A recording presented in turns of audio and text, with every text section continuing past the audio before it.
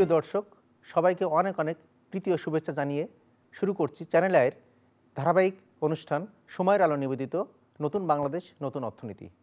প্রিয় দর্শক, ব্যাংকিং খাত হচ্ছে বাংলাদেশের অর্থনীতির মূল চালিকা শক্তি এবং গ্লোবাল বিজনেস থেকে শুরু করে যে বাংলাদেশের যে অর্থনৈতিক উন্নয়নে ব্যাংকিং খাতের যে গুরুত্ব অপরিসীম এবং আমাদের যে শিল্প খাতের জিডিপিতে যে অবদান যে 35% পর্যন্ত উঠেছে, তার অধিকাংশ অবদান রেখেছে কিন্তু ব্যাংকিং খাত। আমাদের আজকের আলোচ্য বিষয় হলো অর্থনৈতিক সংকট মোকাবেলায় বাংলাদেশ কমার্স ব্যাংকের ভূমিকা এবং সেবা খাত। আজকের অনুষ্ঠানে উপস্থিত হয়েছেন বাংলাদেশ কমার্স ব্যাংকের ভাইস চেয়ারম্যান মোহাম্মদ মহাসিন। আপনাকে স্বাগত আমাদের অনুষ্ঠানে। আপনাকেও স্বাগতম। দর্শক, আমরা বাংলাদেশ কমার্স ব্যাংকের একটা প্রামাণ্য চিত্র দেখব। বাংলাদেশ কমার্স ব্যাংকের যে সেবা খাত, বাংলাদেশ কমার্স ব্যাংকের যে বৈচিত্র্যপূর্ণ যে প্রোডাক্টগুলো আছে, বাংলাদেশ কমার্স ব্যাংকের যে ডেলি টু ডেলি যে অপারেশনগুলো আছে এবং যে কাস্টমার সার্ভিসের যে বিষয়গুলো আছে, সেই বিষয়ের উপরেই আমরা একটা প্রামাণ্য চিত্র দেখার পরে আমরা আলোচনা আবার শুরু করব।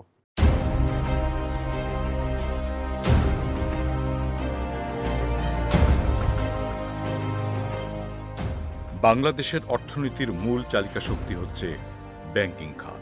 ব্যাংকিং খাত একটি রাষ্ট্রের অর্থনীতির মেরুদণ্ডের মতন কাজ করে, কেননা ব্যাংকিং খাত শুধুমাত্র অর্থনৈতিক সেবা ও আর্থিক সহায়তায় দিয়ে থাকে না, পাশাপাশি একটি দেশের মোট অর্থনৈতিক প্রবৃদ্ধি, কর্মসংস্থান বৃদ্ধি, শিল্পায়ন এবং আন্তর্জাতিক বাণিজ্যে অংশগ্রহণে গুরুত্বপূর্ণ ভূমিকা পালন করে। তাই একটি দেশের অর্থনীতিকে শক্ত, মজবুত ও গতিশীল করার লক্ষ্যে ব্যাংকিং খাতের গুরুত্ব অপরিসীম ও অপরিহার্য।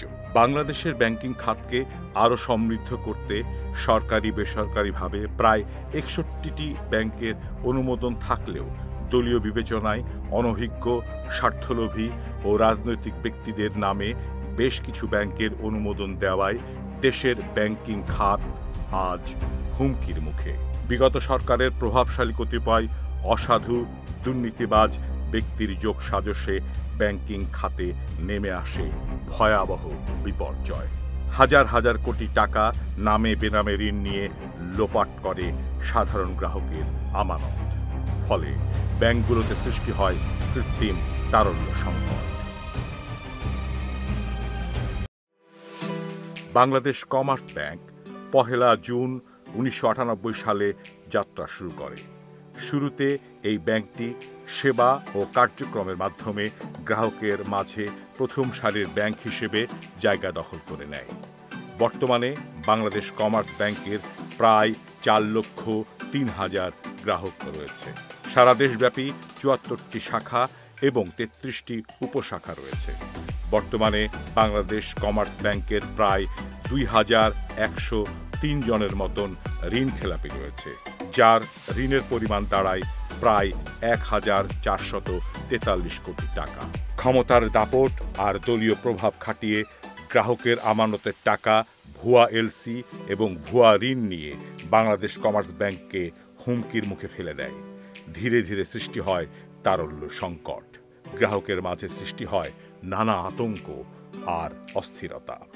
বাংলাদেশ ব্যাংক তথা কেন্দ্রীয় ব্যাংক বাংলাদেশ কমার্স ব্যাংকের লেনদেন স্বাভাবিক করে তুলতে এবং গ্রাহকের আমানতের টাকার নিশ্চয়তা প্রদান করতে, সর্বোপরি বাংলাদেশ কমার্স ব্যাংকে ঘুরে দাঁড়াতে একটি দক্ষ ও অভিজ্ঞ পরিচালনা পর্ষদের কাছে দায়িত্বভার তুলে দেয়। বাংলাদেশ কমার্স ব্যাংকের নতুন পরিচালনা পর্ষদের অত্যন্ত দক্ষতা, অভিজ্ঞতা ও বিচক্ষণতায় মাত্র কয়েক মাসের ব্যবধানে বাংলাদেশ কমার্স ব্যাংক লেনদেনে স্বাভাবিক হয়ে উঠেছে। ধীরে ধীরে বৃদ্ধি পাচ্ছে ক্যাশ ফ্লো। গ্রাহকের মাঝে হারানো আস্থা ফিরে এসেছে।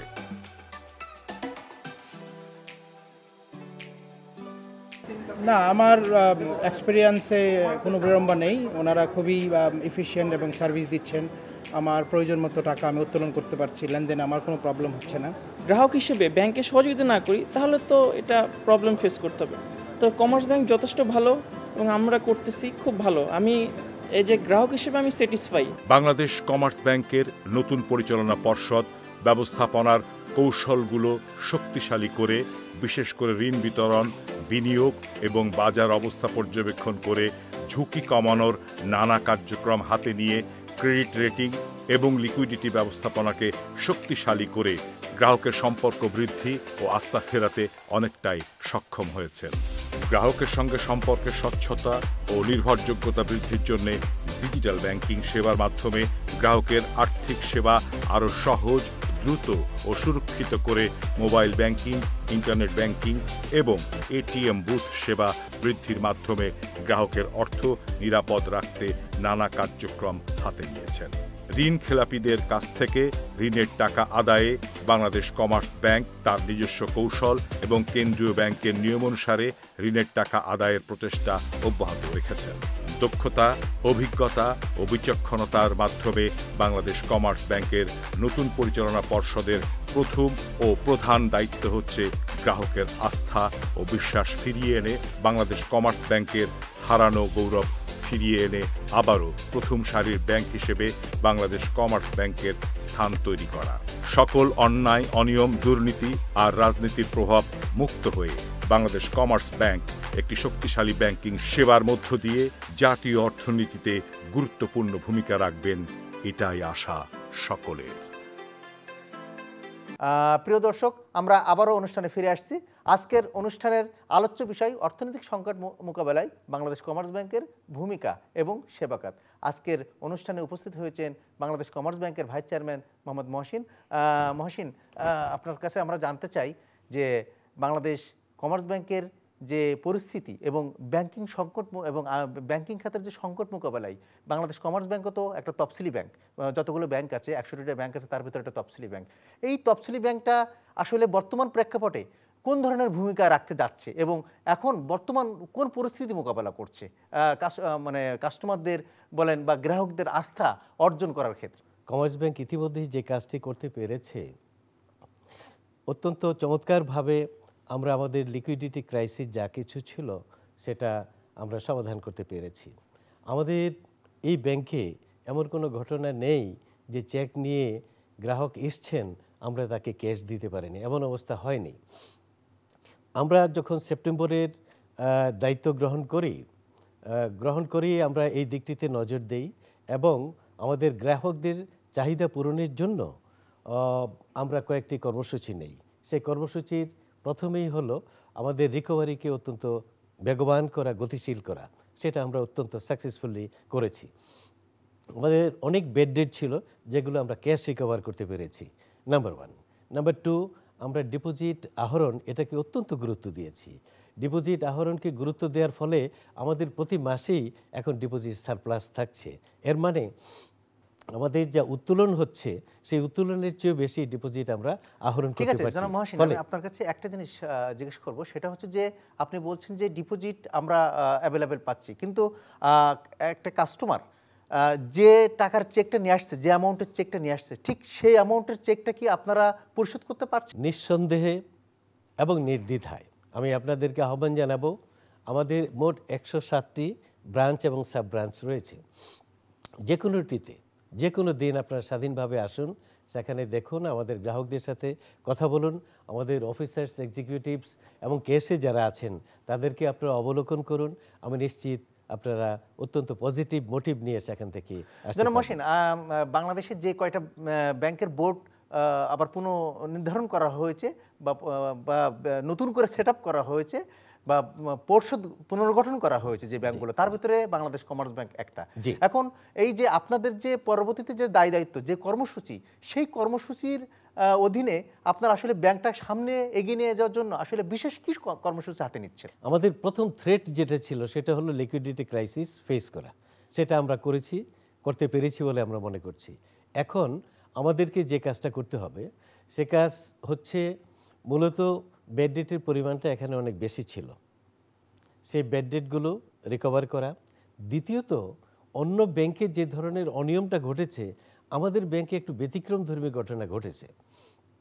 অন্য ব্যাংকে দুর্বৃত্তায়ন যারা করেছে তারা টাকাটা নিয়ে হয়তো দেশে অথবা বিদেশে পাচার করেছে অথবা দেশে তারা অন্য খাতে ব্যয় করেছে।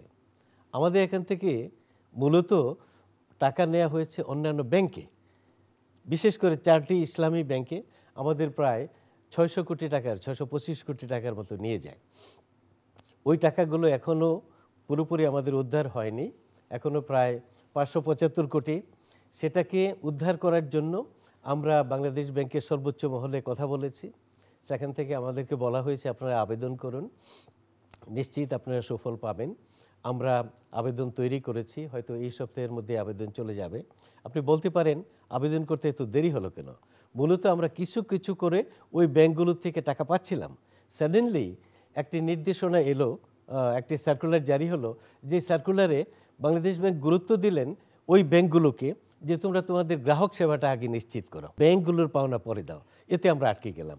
তো সেটাই এখন আশা করি যে আমরা বাংলাদেশ ব্যাংক কিন্তু থেকে গ্রাহক সেবা নিশ্চিত করার সত্ত্বেও কি গ্রাহকের আস্থা অর্জন করতে পারছেন কিনা? কারণ ব্যাংকিং খাত যেটা এখন আস্থাহীনতায় ভুগতেছে, টোটাল ব্যাংকিং খাতটা আস্থাহীনতায় ভুগছে, এবং আস্থাহীনতা ভোগার কারণে বাংলাদেশ ব্যাংক যেটা করেছে সেটা লিকুইডিটি সাপোর্ট দিয়েছে আপনাদের, এবং এই আস্থাটা ফিরিয়ে আনার জন্য আমি বলতে চাচ্ছি যে আস্থা ফিরিয়ে আনার জন্য আসলে আপনাদের যে কর্ম পরিকল্পনা, সেই কর্ম পরিকল্পনা, বৃহৎ কর্ম পরিকল্পনাটা কি আছে?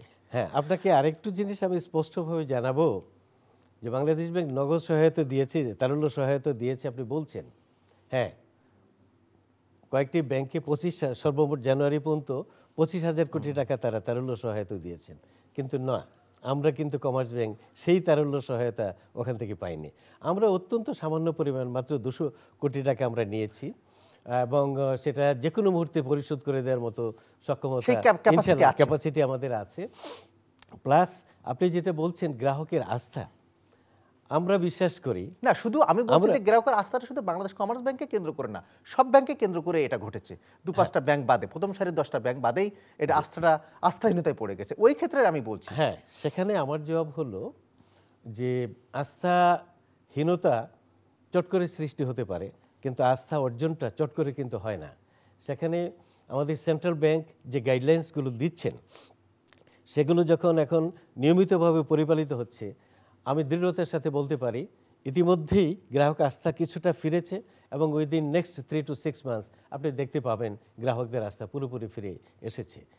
ইট is all the credit of our central bank as well as our banks, those who are following those circulars. কিন্তু আপনাদের যে এবং বাংলাদেশের যে খেলাপি ঋণ যেভাবে হু হু করে বেড়েছে, এবং আমরা 2024-এর সেপ্টেম্বর পর্যন্ত যেটা জানি 2,85,000 কোটি টাকা, এখন এই খেলাপি ঋণ উদ্ধার করার জন্য, এটাকে পুনরুদ্ধার করার জন্য আপনাদের কি কি প্রচেষ্টা এখন বোর্ড থেকে আপনারা নিচ্ছেন? যেহেতু পুরো ব্যাংকটা কিন্তু এখন মানে বোর্ড নিয়ন্ত্রিত ব্যাংক, এখন যেহেতু কেন্দ্রীয় ব্যাংক বোর্ডের উপরে দায়িত্ব দিয়েছে, এখন আমি জানি যে ম্যানেজমেন্টের উপরে এখন কোনো দায়িত্ব নাই। ওই ক্ষেত্রে আপনারা পরিকল্পনাটা কি নিচ্ছেন আসলে? এখানেও আপনাকে আরেকটু দিকে আমি দৃষ্টি প্রক্ষেপণ করতে বলবো। 2,85,000 কোটি টাকা খেলাপি হয়েছে, এবং এই টাকাটা কোথায় আছে? এই টাকাটা কিন্তু বিদেশে পাচার হয়েছে বলে পত্র পত্রিকা এবং সমস্ত প্রচার মাধ্যমে আপনি জানতে পারছেন। এখন যেই টাকাটা বিদেশে চলে গেছে, সেই টাকাটা আনা অত্যন্ত দুরূহ কাজ, এবং সেটা কেবলমাত্র এই ব্যাংকগুলো, ক্ষতিগ্রস্ত ব্যাংকগুলোর দায়িত্ব নয়, এটা কিন্তু রাষ্ট্রেরও দায়িত্ব আছে। এবং হ্যাঁ, ঠিক আছে, আমি আপনার সাথে একটু কথা, যদি হ্যাঁ রাষ্ট্রেরও দায়িত্ব, ব্যর্থতা আছে। আমি বলবো যে রাষ্ট্র মানে যে খেলাপি যে বেড়ে গেছে, সেই খেলাপি বেড়ে যাওয়ার কারণে রাষ্ট্রের ব্যর্থতা আছে। তার কারণ হচ্ছে যে রাষ্ট্র যেটা করেছে, ব্যাংকিং কোম্পানি আইন পরিবর্তন করেছে, সেই কোম্পানি আইন পরিবর্তন করে পরিবারতন্ত্র করেছে, তাই না? তাহলে এই যে এটা রাষ্ট্রই তো করেছে, রাষ্ট্র ওয়েলকাম করেছে, তাই না? তা সুতরাং মানে ব্যাংকিং খাতে যে সুশাসন নিশ্চিত হয় নাই, এটা তো রাষ্ট্রই ওয়েলকাম করেছে, মানে রাষ্ট্র ব্যর্থ হয়েছে সুশাসন আনার জন্য। তাহলে আপনার কাছে কি মনে হয় আসলে ব্যাংকিং কোম্পানি, বিদ্যমান যে ব্যাংকিং কোম্পানি আইন আছে, সেটাকে কি আসলে আবার অ্যামেন্ডমেন্ট করা উচিত কিনা, আবার সংশোধন করা প্রয়োজন কিনা, আপনার মতে কি বলে? আসুন আমরা দেখি, ইতিমধ্যে যে একটা টাস্ক ফোর্স হয়েছে, ব্যাংকিং টাস্ক ফোর্স, যেটা বাংলাদেশ ব্যাংকিং করেছেন, যেটার মধ্যে মিস্টার রুমি আলী সাহেব আছেন, যেটার মধ্যে জাহিদ সাহেব আছেন, যেটাতে ওনারা সাজেশনস দিয়েছেন। সেই সাজেশনসগুলো কি বলেছেন? ক্লিয়ারলি বলেছেন নতুন কোনো ব্যাংকের পারমিশন হবে না, নাম্বার 1। নাম্বার 2, একক পরিবারের হাতে যাতে আর ব্যাংক যেতে না পারে সেই ব্যবস্থাগুলো করা হবে। রাষ্ট্র যদি পূর্বতন সময় ভুল কিছু করে থাকে, রাষ্ট্রই এটা সংশোধন করছে এবং করবে। কাজেই আমাদের হতাশ হওয়ার কিন্তু কোনো কারণ নেই।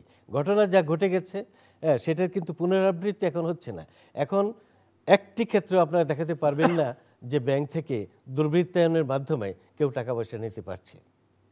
এই জিনিসটি যেহেতু স্টপ হয়ে গেছে, আমাদের এখন কি কাজ হবে যাতে এই ধরনের কাজ আর পুনরাবৃত্তি না হয়, ভবিষ্যতে না হয়, সে ব্যবস্থা করা, এবং আমরা সেটা করতে পারবো ইনশাআল্লাহ। হ্যাঁ, ঠিক আছে মোহাম্মদ মহসিন, যে আপনার কাছে আমি আরও যদি কিছু বিষয় জানতে চাই, যে আপনাদের যে বাংলাদেশ কমার্স ব্যাংক লিমিটেডের যে খেলাপি ঋণ আগে যেটা ছিল, যে বিগত সরকারের আমলে যে খেলাপি ঋণটা হয়েছে, এখন ওই খেলাপি ঋণটা পুনরুদ্ধার করার জন্য যে সিস্টেমেটিক ওয়েতে যাওয়া দরকার, সেই সিস্টেমেটিক ওয়েতে মানে যে লিগাল ওয়েতে যাওয়া দরকার, সেই লিগাল ওয়েটা কি আপনি প্রিফার করছেন, পছন্দ করছেন, না আপনার অল্টারনেটিভ ডিসপিউট রেজুলেশনের মাধ্যম দিয়ে আপনারা এরা ঋণটা আদায় করতে চাচ্ছেন? কারণ আপনি যদি লিগাল ওয়েতে যান, অর্থঋণ আদালত যেটা, সেটা তো আপনার দীর্ঘসূত্রিতা আছে। এই দীর্ঘসূত্রিতা কি আপনারা কি কতটুকু না এটা এটা কিভাবে দেখছেন? এটা আপনি একটি চমৎকার প্রশ্ন করেছেন। আদালতে যাওয়া বা আইনের কাছে যাওয়া এটা হলো লাস্ট রিজোর্ট। তার আগে কতগুলো পদক্ষেপ আছে। বাংলাদেশ ব্যাংক ইতিমধ্যে সার্কুলার 6/2024 জারি করেছেন, এবং সার্কুলার 11 যেটা আপনার 2024 জারি করেছে। এর মাধ্যমে ওয়ান টাইম এক্সিট একটা পলিসি দেওয়া হয়েছে। এর মাধ্যমে আলটিমেট বেনিফিশিয়ারি কারা, তাদেরকে বের করার একটা প্রক্রিয়া বের করেছে, এবং তাদের কি কি সাজা হতে পারে সেগুলো নেওয়া হয়েছে। আমরা কমার্স ব্যাংক থেকে যেটা করেছি, ওয়ান টাইম এক্সিটের জন্য যারা দিতে পারবে, যেই গ্রাহকদেরকে মূলত আমরা ব্যাংকের দোরগোড়ায় আনতে পারছিলাম না, তারা কিন্তু ইতিমধ্যে এসেছেন, এবং তাদের কাছ থেকে ওয়ান টাইম এক্সিটের মাধ্যমে আমরা এক মাসে 90 কোটি, পরবর্তী সময়ে প্রায় 72 কোটি, প্রায় 162 কোটির মতো আমরা চ্যানেলিং করে ফেলেছি, এবং খুব শীঘ্রই আশা করছি আরেকটি পার্টির কাছ থেকে 40 কোটি টাকা উদ্ধার করতে পারবো। এগুলো ওয়ান টাইম এক্সিটের ফলে তারা কিছু বেনিফিট পাচ্ছে, এবং ওই মূল টাকাটা উইথ ইন্টারেস্ট, কিছু প্লাস তাদেরকে যদি কিছুটা ইন্টারেস্ট আমরা মৌকুব করে দেই, তাহলে বাকি টাকাটা তারা দিয়ে দিচ্ছে। বর্তমান সংকট মোকাবেলায় যে আপনার ব্যাংকের যে বিদ্যমান যে প্রোডাক্টগুলো আছে, সেই প্রোডাক্ট কি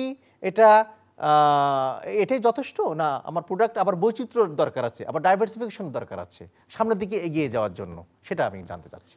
আমরা আমাদের জন্য যে সিদ্ধান্তগুলো ইতিমধ্যে নিয়েছি, সেটা হচ্ছে এই ব্যাংকের রেমিটেন্স কার্যক্রম আগে জোরদার ছিল না।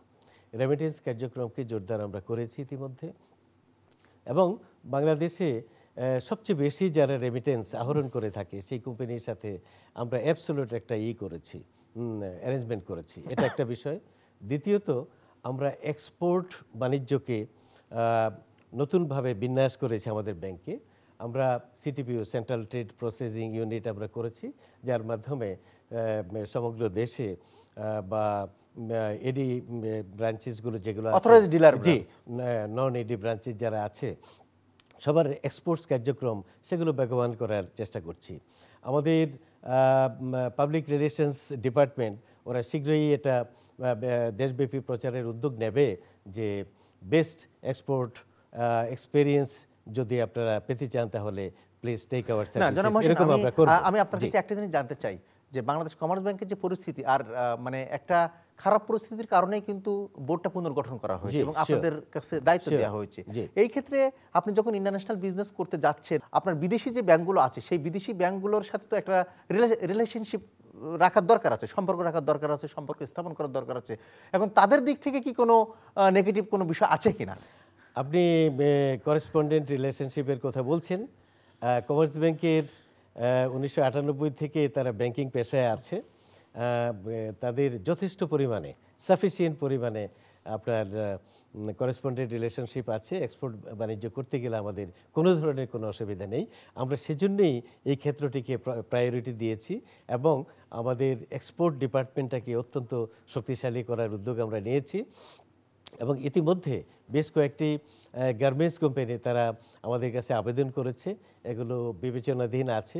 শীঘ্রই বোর্ড থেকে অ্যাপ্রুভ হলে আমরা সেই আসলে ব্যাংকের মাধ্যম দিয়ে বিগত সরকারের আমলে যে টাকাগুলো পাচার হয়েছে, সেটা অধিকাংশ টাকার পাচার হয়েছে ওভার ইনভয়েসিং এবং আন্ডার ইনভয়েসিং এর মাধ্যম দিয়ে, এবং যেটা আমদানি এবং রপ্তানির সাথে জড়িত। তাহলে আপনারা মানে এখন যে বোর্ডটা আছে, সেই বোর্ডটা কি আসলে মানে তো এই তদারকির ক্ষেত্রে ওভার ইনভয়েসিং এবং আন্ডার ইনভয়েসিং এর যে তদারকির ক্ষেত্রে কি আপনারা মানে কোন পর্যায়ে রয়েছে? আমরা সিটিপিওতে যাদেরকে দিয়েছি তারা যথেষ্ট অভিজ্ঞ, প্লাস তাদেরকে আমরা ট্রেন করছি, এবং এই ট্রেন্ড একবার করলেই হবে না, তাদেরকে আমরা কন্টিনিউয়াস আপনার ইন্টারভেল সার্টেন ইন্টারভেল আমরা তাদেরকে দক্ষ হিসেবে মানে তাদেরকে risk minimization এর ক্ষমতা আছে কিনা? Risk minimization যারা রিস্ক রিড করতে পারবে, রিস্ক মিনিমাইজ করতে পারবে এবং রিস্ক ডিটেক্ট করতে পারবে, ওই ধরনের এফিসিয়েন্ট অফিসারই আমরা এখানে দিয়েছি। আরেকটি জিনিস আপনাকে খেয়াল করতে হবে, ব্যাংকিং কিন্তু এটা একটা সিস্টেমেটিক প্রসেস। একটা সিস্টেমেটিক প্রসেসে একটি অর্গানকে আপনি খুব শক্তিশালী করলেন, বিষয়টি তা হবে না। যদি উপর কাঠামোতে এমন কিছু থাকে লোক যে আমরা দুর্বৃত্তায়ন করব, সেখানে অনেকভাবে তারা করে নিতে পারে। এখন দুর্বৃত্তায়ন করার মতো আমাদের বোর্ড অবধি নিচু লেভেল থেকে শুরু করে সে ধরনের কেউ নেই, সেই ধরনের দুশ্চিন্তা কারোর মধ্যে নেই। ফলে আমরা বলতে পারি এই ধরনের আমরা যতদিন থাকবো আশা করি ইনশাল্লাহ এর মধ্যে কোনো ঘটনা ঘটবে না। মোহাম্মদ মহসিন, আমি আপনার কাছে শেষ প্রশ্ন একটু করতে চাই, সেটা হচ্ছে যে আর্থিক অন্তর্ভুক্তিকরণ, ফাইন্যান্সিয়াল ইনক্লুশনের বিষয়ে বাংলাদেশে আসলে সফলতাটা তত আসে নাই, এবং অর্থনীতির যে জিডিপির যে যে অ্যামাউন্টটা আছে মোট জিডিপি তুলনায় ব্যাংকিংটা মানে ব্যাংকিংয়ের পরিসীমাটা বেশি। এরপরও আর্থিক অন্তর্ভুক্তিকরণের ক্ষেত্রে আমরা পিছিয়ে আছি, মানে ফাইন্যান্সিয়াল ইনক্লুশনের ক্ষেত্রে এখনও পিছিয়ে আছি। এখন আপনাদের যে নতুন বোর্ড হলো, এই নতুন বোর্ড কি কোনো সিদ্ধান্ত নিচ্ছে ফাইন্যান্সিয়াল ইনক্লুশনকে আসলে ত্বরান্বিত করার জন্য? আমাদের সেই ধরনের ব্রাঞ্চের সংখ্যা কি আছে যে প্রত্যেকটি গ্রাম অবধি অন্ততপক্ষে প্রত্যেকটি প্রাইমারি স্কুল পর্যন্ত গিয়ে বসতে পেরেছে? একটি প্রাইমারি স্কুল থাকলে তার আশেপাশে 2-3টা গ্রাম থাকে, অন্তত ওই প্রাইমারি স্কুলটার কাছাকাছি যদি একটি ব্যাংকের শাখা থাকে, ওই 2-3টা গ্রাম শাখা গ্রামের লোকজন ব্যাংকিং সেবা পেতে পারে। এরকমভাবে ইনক্লুশনের আওতায় আমরা কি প্রত্যেকটা লোককে আনতে পেরেছি? আনতে পারিনি, বিকজ আমাদের নাম্বার বেড়েছে। আমরা শহরকে আমরা কেন ব্যর্থ হয়েছি, মানে এতদিন পরে কেন আমরা আনতে পারিনি? প্রত্যেকটা নাগরিককে কেন ব্যাংকিং সেবা পৌঁছে দিতে পারছি না, বা তাদেরকে কেন আমরা ব্যাংকিং এর আওতায় আমরা আনতে পারছি না? ছত্র মানে ব্যাংকিং মানে আন্ডার ব্যাংকিং আমব্রেলা কেন আনতে পারছি না? রাইট, ব্যাংকিং আমব্রেলা আনতে পারিনি বিকজ ব্যাংকিংয়ের জন্য যে লাইসেন্স দেওয়া হয়েছে, লাইসেন্সগুলো বিশেষ বিশেষ লোককে দেওয়া হয়েছে, তারা পার্সু করে নিয়েছে। অর্থাৎ রাষ্ট্রীয় কাঠামোতে দুর্বলতার কারণেই সেটা মূলত হয়েছে। যদি এমনটি হতো যে প্রত্যেকটি লোকের দোরগোড়ায় আমার ব্যাংকিং সেবা পৌঁছিয়ে দেব এবং সেই লোকটিকে আমি তাকে লিটারেট করব যে কিভাবে সে ব্যাংকিং সেবা নিতে পারে, যদি ওই জিনিসটা আমরা করতে পারতাম, ওই দিকে যদি ফোকাস দিতে পারতাম, তাহলে সেটা হতো। দ্বিতীয়ত, আমাদের যে ব্যাংকের লাইসেন্স যারা পেয়েছে তারা এমন জায়গাগুলোতে শাখা করেছে যেখানে করলে তারা সাথে সাথে কিছু লভ্যাংশ অর্জন করতে পারবে। দেখেন, আমি ব্যাংকিং লিটারেচারের কথা বলেছি, লিটারেট করার কথা বলেছি। সেটা করতে হলে একটা গ্রামের অজপাড়াগে যখন আপনি শাখা করবেন, সাথে সাথে কিন্তু আপনার প্রফিটটা আসবে না। আপনার প্রফিট আসতে সময় লাগবে, কারণ সেখানে আমার উদ্যোক্তা সৃষ্টি করতে হবে, সেই উদ্যোক্তাকে আমার লোন দিতে হবে, সে ব্যবসা করবে, আয় করবে, তারপর রিটার্ন করবে। ধন্যবাদ জনাব মহাসিন আমাদের সাথে থাকার জন্য এবং দীর্ঘ সময় ধরে স্টুডিওতে বিভিন্ন বিষয় নিয়ে আসলে আমাদেরকে এডুকেট করার জন্য। প্রিয় দর্শক, অসংখ্য ধন্যবাদ আমাদের চ্যানেলের নিয়মিত আয়োজন সময়ের আলো নিবেদিত নতুন বাংলাদেশ নতুন অর্থনীতি অনুষ্ঠানে আমাদের সাথে থাকার জন্য। ধন্যবাদ।